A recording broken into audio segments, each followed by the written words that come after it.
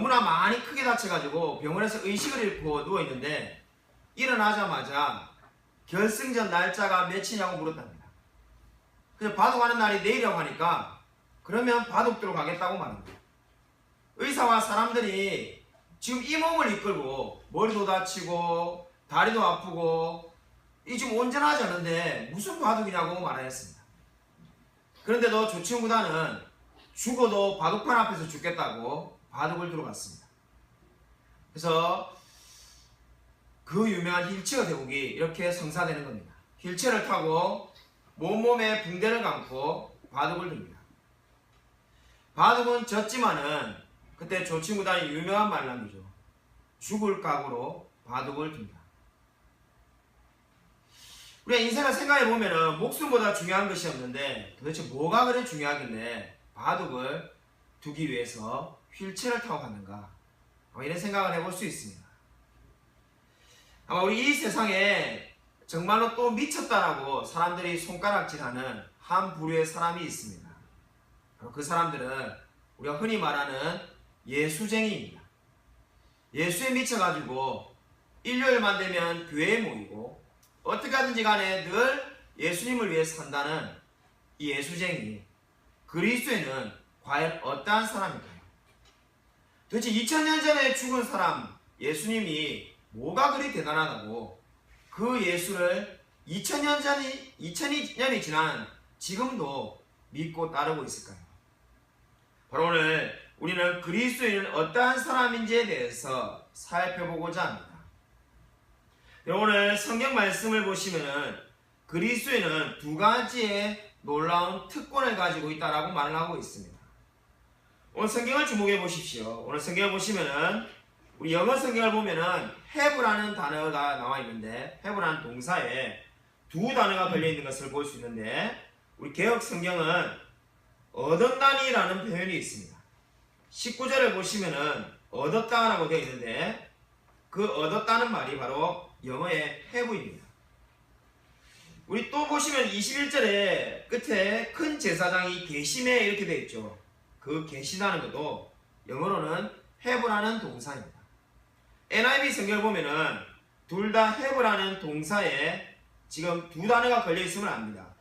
첫 번째는 뭡니까? 담력을 가지고 있고 두 번째는 21절에 큰 제사장을 가지고 있습니다. 그러니까 무슨 말입니까? 저와 여러분이 만약에 예수님을 만났다면은 두 가지를 가지고 있다는 겁니다. 성경은 그렇게 말을 하고 있습니다. 첫 번째 가지고 있는 것이 무엇입니까? 담력입니다. 두 번째로 가지고 있는 것이 바로 21절에 큰 제사장을 가지고 있다 이렇게 말합니다. 우리가 예수님을 믿는 사람들이 어떠한 사람인지를 성경에 이렇게 말합니다. 두 가지를 가지고 있는 사람이다. 뭘 가지고 있습니까? 첫 번째, 담력을 가지고 있다는 겁니다. 우리가 담력하면 어떤 생각이 듭니까? 이 공동묘지 같은데 껌껌한 데 가서 무서울 때 나는 무섭지 않아 하고 찾아가는 그러한 담력을 생각하기 쉽습니다. 그러나 여기서 말하는 담력은 그러한 것이 아닙니다. 여기서 말하는 담력은 이 NIV 성경을 보면은 free speaking입니다. free speaking이라는 게 뭡니까? 자유롭게 대화할 수 있는 존재라는 겁니다. 그러니까 지금 우리가 예수를 믿고 첫 번째 얻는 것은 자유롭게 대화할 수 있는 권리를 얻었다는 겁니다. 누구랑 자유롭게 대화한다는 겁니까? 바로 하나님과 자유롭게 대화할 수 있는 권리를 주었다는 겁니다. 예수를 믿는 사람과 믿지 않는 사람의 차이가 어디에 있습니까? 예수님을 믿는 사람은 하나님과 자유롭게 대화할 수 있습니다. 그러나 예수님을 믿지 않는 사람은 어떻습니까? 하나님과 자유롭게 대화할 수가 없습니다. 그것이 바로 그리스도인의 첫 번째 특징입니다. 여러분 어렵게 생각할 필요가 없습니다. 청와대에 있는 직원은 아마 대통령하고 자유롭게 이야기할 수 있을 겁니다. 그러나 저는 자유롭게 이야기할 수가 없죠. 평생에 한 번도 청와대에 있는 대통령을 만나본 적이 없습니다. 바로 그러한 차이입니다. 예수님을 믿는 사람과 믿지 않는 사람의 차이는 바로 하나님과 자유롭게 대화할 수 있는가 없는가의 차이와 마찬가지입니다. 그것이 뭐가 그렇게 대단해 보이는가? 구약 성경을 보면은 하나님과 쉽게 대화할 수가 없었습니다. 구약 성경에는 어떻습니까? 하나님과 대화할 수 있는 특별한 제사장만 있었습니다. 근데 이제 신약에 오면 어떻습니까? 우리가 오늘이라도 내가 예수님을 믿는다면 하나님과 자유롭게 대화할 수 있습니다.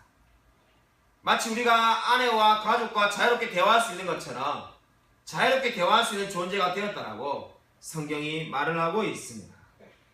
여러분 진정으로 하나님을 만난 사람입니까? 여러분이 하나님을 만났다면 하나님과 자유롭게 대화할 수 있는 존재가 되었다고 말을 하고 있습니다. 스펄전 목사님의 설교집에 이런 이야기가 있습니다.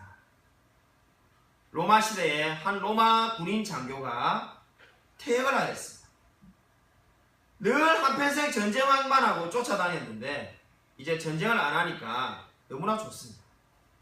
시골에 전원주택을 사가지고 살고 있는데 거기서 농사도 짓고 밭도 갈고 이러니까 인생이 재미가 쏠쏠합니다. 7년을 살고 그 로마 퇴역 장교가 죽었는데 자식들이 와가지고 무덤에 무슨 말을 쓰게 해달라고 물었습니다. 그러니까 비석에 무슨 말을 남길지를 부모님에게 물었습니다. 그러자 로마 퇴역 장교가 이렇게 말했다고 합니다. 인생의 참 의미를 깨닫고 7년간을 살아간 로마 장교가 여기 잠들다. 이렇게 써달라는 거예요. 무슨 말입니까? 로마 장교로 살았던 그 모든 인생은 인생의 의미를 몰랐다는 겁니다. 인생의 참 의미를 깨닫고 7년을 산 로마 장교가 여기 잠들다. 이렇게 써달라는 거예요. 이 말이 무슨 말입니까? 인생을 오래 60년, 70년 살았지만 인생의 의미를 몇 년밖에 못 깨달을 수도 있습니다. 여러분 정말로 인생의 의미를 알고 있습니까? 내가 지금 집도 있고 좋은 직장도 있고 잘 살고 있는데 왜 인생의 의미를 모르냐라고 물을 수 있습니다. 여러분, 여러분의 영혼은 어디로 가고 있습니까? 나의 육신은 여러분이 속한 곳이 있을 것입니다. 여러분의 영혼은 정말로 안전하게 살아가고 있습니까? 자, 이번 주를 거의 병원에서 보냈습니다. 병원에 하루 종일 있어 보니까는 정말로 답답하더라고요. 우리 부모님을 병간하기 위해서 제가 이번 주 내도록 병원에 있었는데 우리 병실에서 우리 아버지 바로 앞에 있는 분이 이게 팔다리를 다 붕대로 감고 있더라고요. 저는 처음에 그분이 교통사고를 당해가지고 팔다리가 다친 줄 알았어요. 근데 가만히 보니까는 우울증 같아요. 왜냐하면은 딸이 찾아왔는데 계속 우는데 눈물이 그치지 않는 거예요. 딸은 뭔가 계속 아버지에게 말을 하는데 이 아버지는 말을 한마디도 하지 않습니다. 제가 우울증 환자를 많이 보았기 때문에 딱 봐도 이거는 우울증입니다. 그렇게 생각했습니다. 우울증에 걸린 사람이겠거니라고 생각하고 있는데 좀 의아하다는 생각이 드는 거죠. 아내가 와도 말을 안 해, 딸이 와도 말을 안 해, 친구들이 찾아와도 말 한마디도 하지 않는 거예요. 좀 의아하다는 생각이 제가 좀 유심히 보게 되었습니다. 왜냐하면 팔다리를 다친 교통사고야. 팔다리가 나중에 나오면 되는데 보니까 나이도 한 많아봐야 50인데 뭐 저렇게 절망하고 있을까? 그렇지 않습니까? 사람들이 와서 하는 이야기를 들어보니까 직업도 공무원인 것 같은데 공무원이 팔다리 다치면 나오면 되지 뭐가 저렇게 울고 또 울고 한숨만 쉬고 사람이 안 오면 창밖만 쳐다보고 있고 왜 저렇게 인생을 좌절하고 있는가? 좀 궁금하게 생각했습니다. 궁금한 게 풀렸는데 그 아내분하고 그 의사 선생님이 복도에서 이야기하는 걸 제가 우연히 듣게 됐습니다. 화장실 가다가 그분이 걸리고 있는 병이 팔다리가 닫혀있는 이 교통사고 당해서 닫혀있는 그런 게 아니라 이 손발을 이렇게 다 붕대로 묶어놨는데 유심히 보니까 교통사고 당한 거랑 좀 다르더라고요. 그 병이 무슨 병이냐면은 버거시 병이었어요. 버거시 병이 아십니까?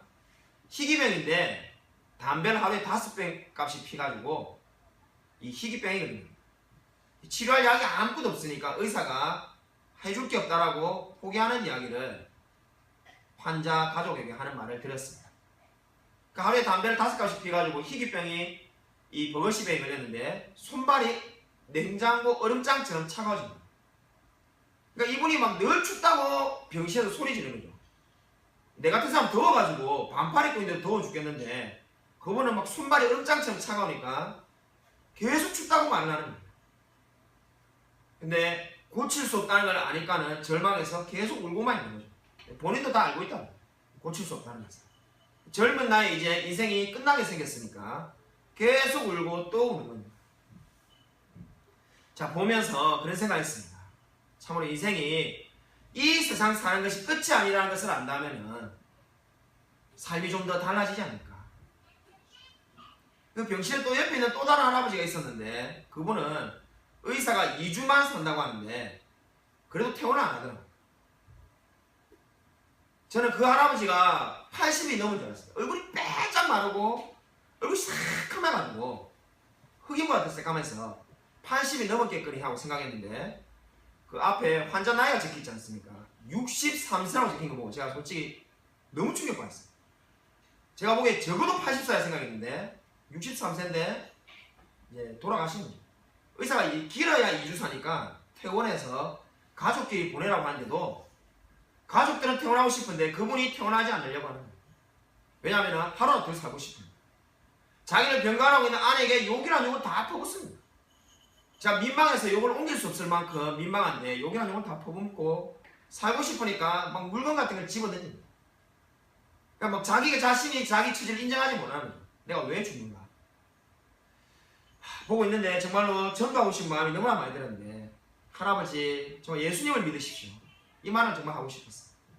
하지는 못했습니다. 뭐 워낙 힘드니까 결국 병실을 옮겨 다니는 옆에 환자들이 다 힘들어하니까 이 병실에 가면 저기서 쫓겨나고 저 병실에 가면 저기 쫓겨나고 돈이 없으니까 1인실에 살 수는 없고 뭐 가지고 있는 소를 여러 마리 팔았다는 거예요.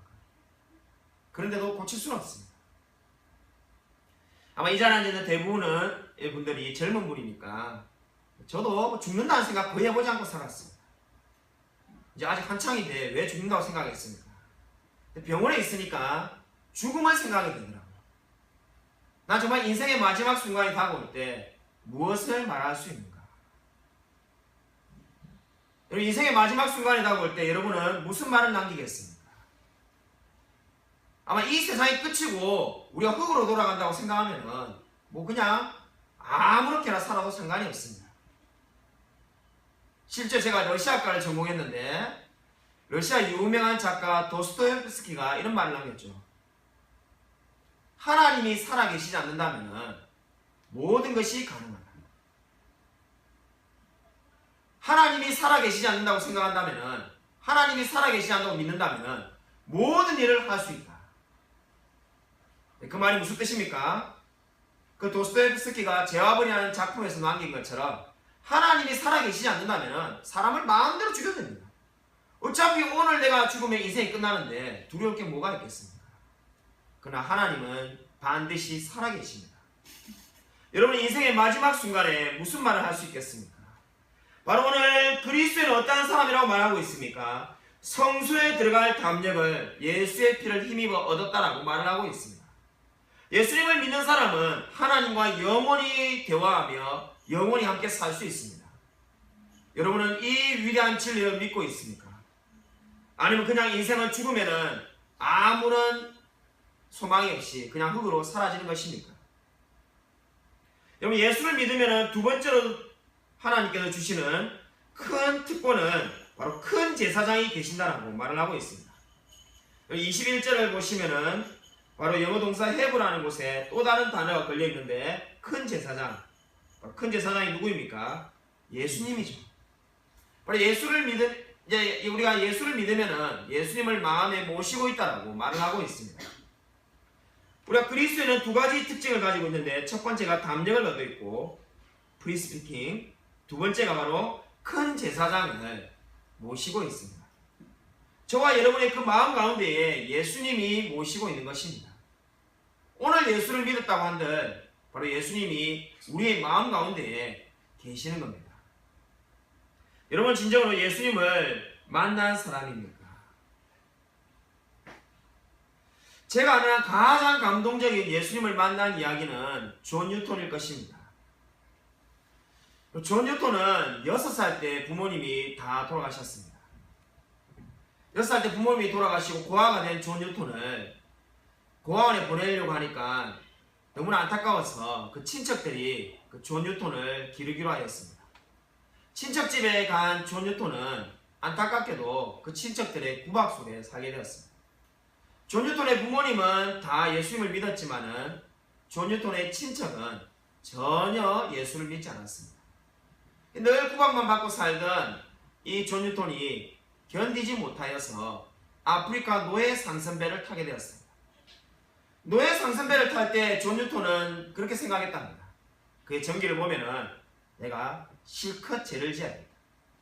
내가 늘 억압당하고 당하고 살았는데 내가 이제 가서는 내 마음대로 실컷 살아보겠어라고 아프리카 노예 상선배를 탔습니다. 노예 상선 직원이 되기 위해서, 노예를 사고 파는 직원이 되기 위해서 이제 아프리카로 갔습니다. 갔는데 비극은 끝나지 않았습니다. 노예 상선의 여자 주인이 존 뉴턴을 개처럼 취급합니다. 문자 그대로 밥그릇을 주면서 입으로 핥아 먹으라고, 무릎을 꿇고 입으로 핥아 개처럼 먹으라고 그렇게 말합니다. 존 뉴턴이 온갖 수모를 다 겪으며 견디다 못해서 다시 영국으로 가는 배를 탑니다. 인생의 생각과 기구합니다. 영국에 가봐야 그 친척집을 가야 되는데 거기를 가기가 싫습니다. 아프리카로 돌아가자니 노예 상선 주인이 자기를 핍박합니다. 인생이 왜 이런가 싶어가지고 화가 난 나머지 배 지하에 있는 럼주 술을 훔쳐 마십니다. 술을 훔쳐 마시다가 주인에게 걸려가지고 그 주인이 화가 난 나머지 존 뉴턴을 밀쳤는데 바다에 빠지게 됩니다. 해필이면 그 바다가 이 상어들이 많이 사는 상어떼가 있는 바다였습니다. 상어떼가 다가오는 걸 보고 사람들이 존 뉴턴이 죽을 거라고 소리 지릅니다. 존 뉴턴도 소리 지르면서 살려달라고 하자 선원이 급한 김에 이 배에 작살을 존 뉴턴을 향해서 집어던졌습니다. 물론 던질 때 의도는 작살이 존 뉴턴 앞에 떨어지면은 그거를 잡으면 존 뉴턴을 살려주겠다는 겁니다. 근데 뭐 마음이 급한데 아무 데나 던지다 보니까 어떻게 됩니까? 이 존 뉴턴의 허벅지에 작살이 꽂힙니다. 생각해보면 그 넓은 바다에 그걸 던져가지고 맞추기도 어려울 것 같은데 어떻게 공교롭게도 그게 허벅지에 맞아버립니다. 그래서 끌어올려가지고 살긴 살았는데 이제 다리를 잃게 됐어요.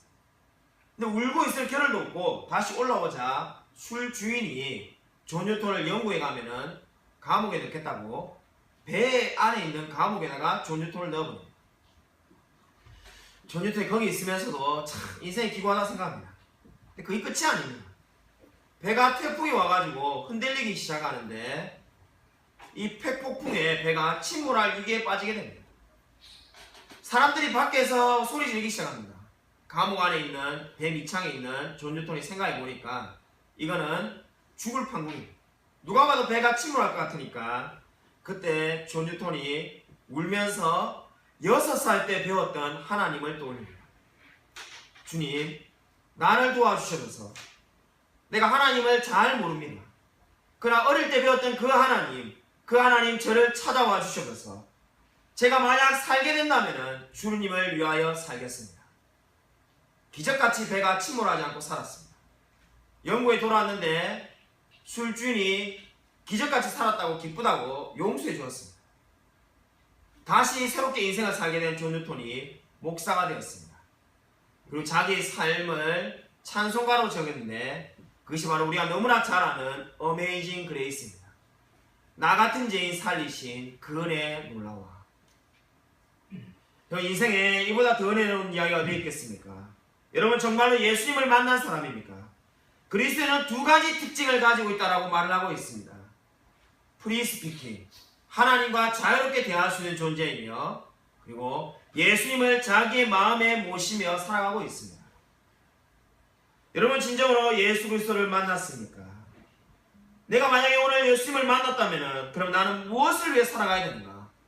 예수님을 만나면은 그냥 어떻게 살아가야 되는가? 그리고 어떻게 살아가야 되는지 성경이 5가지를 이야기하고 있습니다. 안타깝게도 우리 시대 많은 사람들은 예수를 믿으면은 뭐 교회 다니고 헌금하고 뭐 이런 거 생각합니다. 제가 전도하니까는 헌금하기 싫어서 교회 안 다니는 분들이 얼마나 많은지 모릅니다. 자, 그런 게 아니라고 계속 말해도 믿지를 않습니다. 오늘 성경이 이렇게 말하고 있습니다. 예수를 믿으면 우리가 뭘 하는가? 내가 정말 하나님을 믿는 사람이라면 그리스도인이 되었다면 뭘 하는지를 5가지를 이야기하고 있습니다. 22절부터 25절을 주목해 보십시오.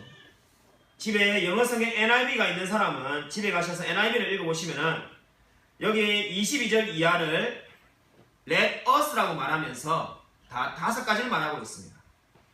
목사님, 우리 개혁성경 보니까 4가지인데요. 그죠? 우리 4가지로 보이죠? 22절, 23절, 24절, 25절. 이렇게 하면 4가지지 않습니까? 근데 영어 성경 NIV를 보면은 Let us라고 돼가지고 5가지로 되어 있습니다. 왜 5가지인가? 25절을 2개로 나누어 놨습니다. 25절, 우리 너무나 유명한 말씀이죠. 모이기를 피하는 어떤 사람들의 습관과 같이 하지 말고, 여기가 4번째가 되겠습니다. 그리고 그 뒤에 오직 권하여 그날이 가까움을 볼수록 더욱 그리하자. 이게 5번째 명령이 되는 겁니다. 첫 번째, 그러면 그리스도인의 의무가 뭔가? 22절에 나와 있습니다. 22절의 의무가 뭡니까? 우리가 진짜 하나님을 만난 사람이라면, 내가 정말 예수를 믿습니다, 그렇게 고백한다면 그 의무가 뭐라는 겁니까? 하나님께 나아가라는 겁니다. 여러분에게 의무가 뭡니까? 하나님을 매일매일 만나라는 겁니다. 그것이 여러분에게 주어진 의무입니다. 2번째 의무가 뭡니까? 소망을 움직이지 말며 굳게 잡아라고 23절에서 말을 하고 있습니다. 그것이 바로 그리스도인의 2번째 의무입니다. 3번째 의무가 무엇입니까? 서로 돌아보아 사랑과 선행을 격려하라는 겁니다. 그것이 바로 우리가 예배를 매주 드린 이유입니다. 서로 돌아보아 사랑과 선행을 격려하라는 거죠. 18세기에 제일 유명한 사람은 볼테르라는 철학자였습니다. 마치 우리 시대에 오바마 대통령을 모르는 사람이 아무도 없듯이 당시 18세기에는 볼테르라고 이름하면 모두 알고 있었습니다. 볼테르가 기독교에 대해서 이렇게 말하였습니다. 그의 책을 보면은 기독교를 없애는 것은 너무나 쉽다. 왜 사람들이 기독교를 못 없애는지 모르겠다. 그거 없애는 것은 일도 아니라는 식으로 이렇게 말하였습니다. 그 방법이 뭐냐면은 주의를 없애면 된다는 거예요. 인류를 없애가지고 예배를 못 드리게 하면은 기독교는 100년 안에 망할 거라고 말을 하였습니다. 사실상 맞는 이야기입니다. 만약에 우리가 주일날 예배를 드리지 않으면 기독교는 벌써 사라졌을 것입니다. 우리가 왜 예배를 드려야 됩니까? 바로 성경이 이렇게 말하고 있습니다. 우리가 이미 그리스도인이 되었다면, 우리 마음에 예수 그리스도를 모시고 있다면 서로 돌아보아 사랑과 선행을 격려하라고 말을 하고 있습니다. 그리고 4번째 의무가 무엇입니까? 모이기를 표하는 어떤 사람들의 습관과 같이 하지 말아라. 늘 모이고 또 항시 기도하며 서로가 서로를 격려하는 것이 성경이 말하는 그리스도인의 의무입니다. 5번째 의무가 무엇입니까? 오직 보라여 그날이 가까움을 볼수록 더욱 그리하자. 그날이 어떤 날입니까? 하나님 앞에 다가갈 날이 가까이 올수록, 이제 우리가 하나님의 심판날 앞에, 심판대 앞에 설 날이 가까이 올수록 더욱 그리하자고 말을 하고 있습니다. 오늘 성경은 명쾌하게도 히브리서는 이렇게 말을 하고 있습니다. 그리스도인은 2가지의 특권을 가지고 있고 5가지의 의무를 가지고 있습니다. 언뜻 생각해보면 이렇게 생각할 수 있습니다. 특권은 2가지인데 의무는 5가지니까 손해가 아닌가라고 생각할 수 있습니다. 그러나 그렇지는 않습니다.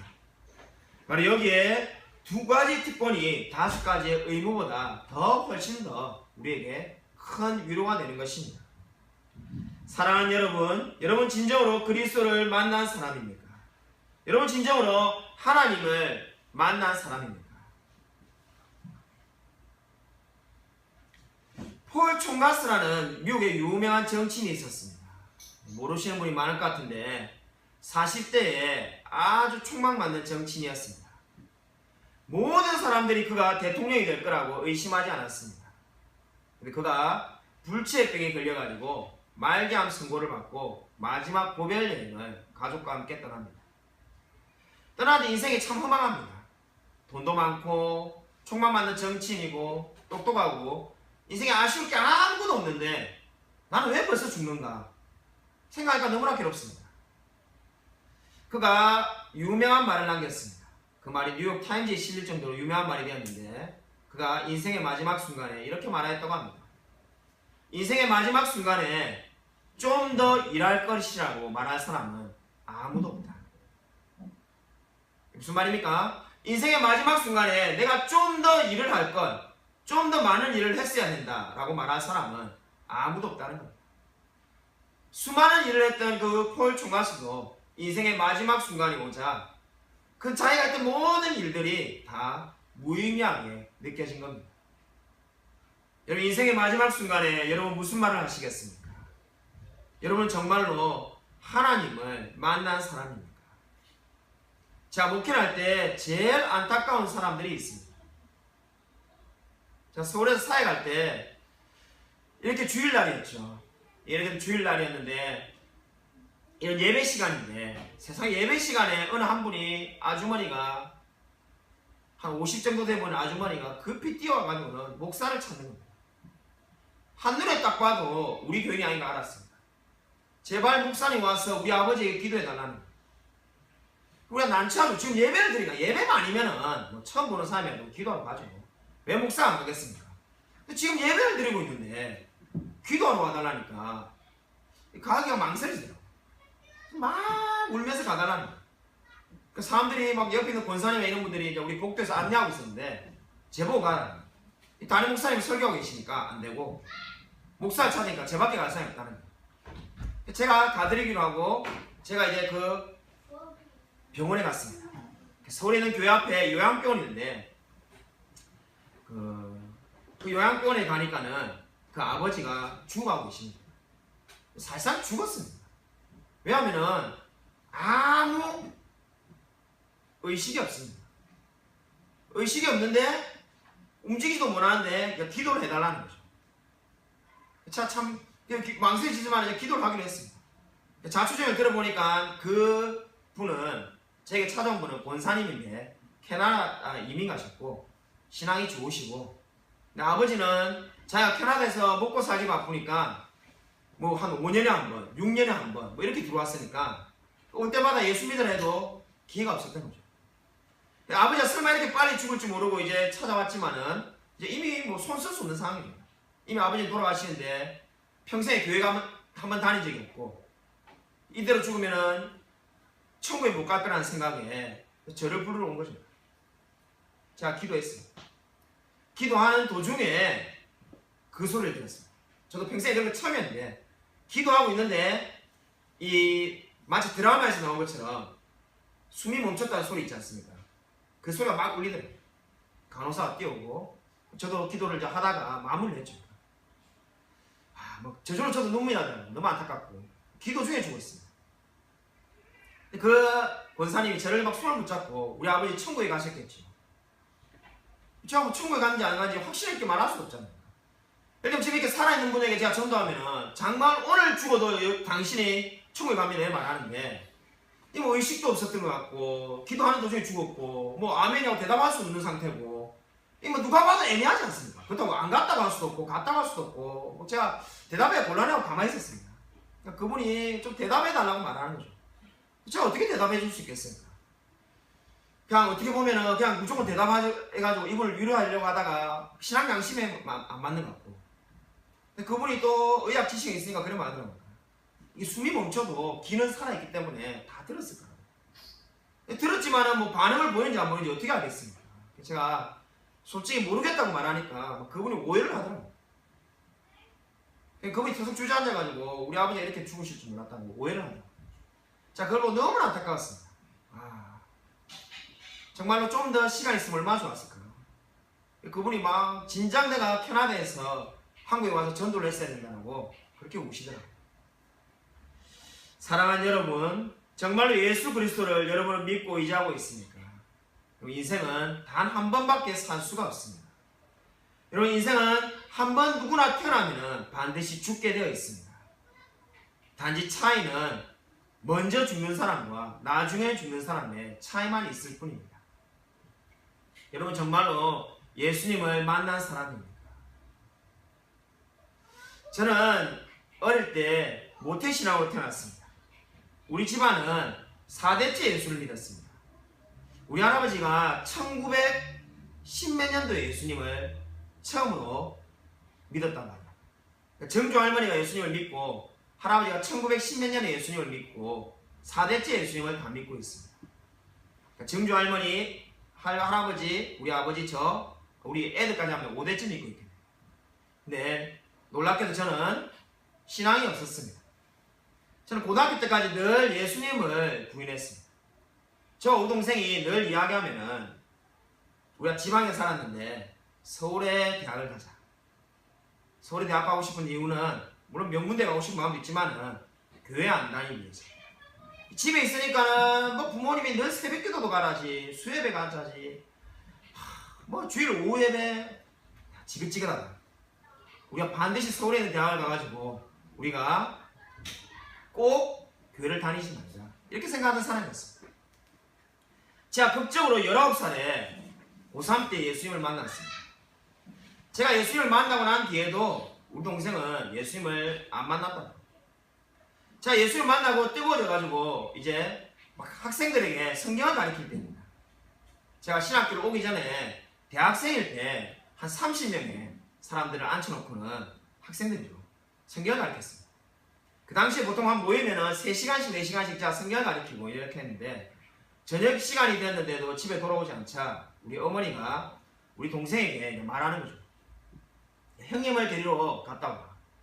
그 당시 우리 동생이 군에서 제대하였는데 이 피를 토해가지고 복학을 못했습니다. 알고 보니까 결핵이 2기가 돼가지고 피를 한 사발 토해가지고 복학을 못하고 휴학한 상태에 있었습니다. 그러니까 이 대학을 복학을 해야 되는데 휴학을 하고 있고 너무나 인생이 괴롭고 담배를 많이 피가지고 결핵이 걸린 것 같아요. 그런 상황인데, 야, 뭐 우동생이 우리 형이 하는 성공부에 갔다 오라고 하니까 억지로 이제 형을 데리고 위해서 간 거죠. 그때 하나님 믿지 않고 있었습니다. 신앙이 없습니다. 뒤에 앉아 있으니까는 보니까는 막 형이 뭐라고 막 소리를 지르면서 이야기합니다. 듣고 있는데 솔직히 가짜인 줄. 아니, 지가 몇 년 전만 해도 나와 같이 하나님은 죽었다고 살아겠지 않다고 뭐 그렇게 이야기하는 사람이 뭐 언제 예수님 믿었다고 이제 사람을 이렇게 수십 명 앉혀놓고는 막 떠들고 있는가. 한심하게 생각해요. 지가 뭘 아는 게 있다고, 자기가 목사야 뭐야, 뭘 이런 걸 하고 있어. 빨리 끝나면 빨리 이렇게 형을 데리고 가야 되는데 언제 끝나냐고 그냥 억지로 앉아있어요. 근데 보니까 형이 막 핏대를 세고 제가 막 이야기하고 있습니다. 성경을 이야기합니다. 재미도 없어가지고 그냥 멍하게 앉아있는데, 놀랍게도 앉아있는데 불덩어리가 하나 떨어집니다. 마음의 가슴이 뜨거워지고 하나님이 역사하기 시작합니다. 자기도 모르게 눈물이 나기 시작합니다. 그리고 자기의 죄를 회개하게 되었습니다. 바로 그때 하나님을 만나게 된 것입니다. 그리고 여러분이 알고 있듯이 저희 동생이 이제 목사가 되었습니다. 여러분, 하나님은 살아계십니다. 우리 언뜻 생각할 때 하나님이 어디서 계시냐고 말하지만은 하나님은 반드시 살아계십니다. 내 하나님을 이 자리에서 저와 여러분에게 보여줄 수는 없습니다. 그러나 수많은 사람들의 이야기를 통해서 하나님이 살아계시다는 것을 우리가 증명할 수 있습니다. 여러분, 정말로 하나님이 살아계심을 믿고 있습니까? 여러분, 정말로 하나님은 살아계십니다. 오늘 성경이 말하는 것처럼 하나님은 지금도 살아계시며 하나님을 믿는 자에게 하나님과 자유롭게 대화할 수 있는 담력을 주신다라고 말을 하고 있습니다. 여러분, 인생에 어떠한 문제가 있습니까? 어떠한 고민이 있습니까? 스스로 살아갈 수가 없습니다. 그러나 하나님이 함께 하신다면 여러분, 모든 문제를 이겨낼 수가 있습니다. 여러분, 그리스도를 믿으십시오. 예수님을 믿으십시오. 인생은 영원하지 않습니다. 스스로 살아가는 인생은 반드시 절망하게 되어 있습니다. 하나님을 믿고 그 하나님을 의지하십시오. 그럴 때 어거스틴이 말한 것처럼 내가 하나님을 만나고 나니까 마음에 평안이 들었다라고 고백하게 될 것입니다. 여러분, 아무쪼록 하나님께서 여러분의 삶을 찾아와 주셔서 예수 그리스도를 믿고 온전히 살아가는 저와 우리 모든 성도님이 되시기를 주님의 이름으로 간절히 축원드립니다.